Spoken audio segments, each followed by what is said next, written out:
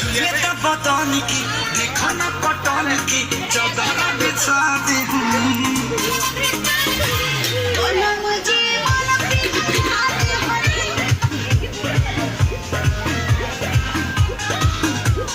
छुए तो बदन की देखो ना पटन की चादर बिछा दे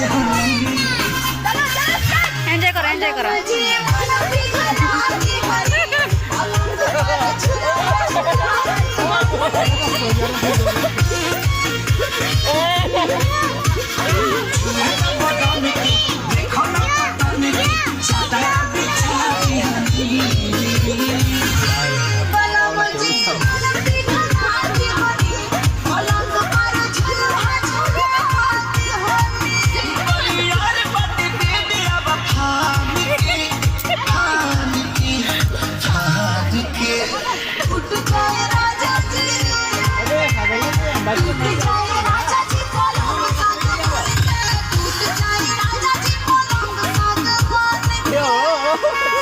Lagi.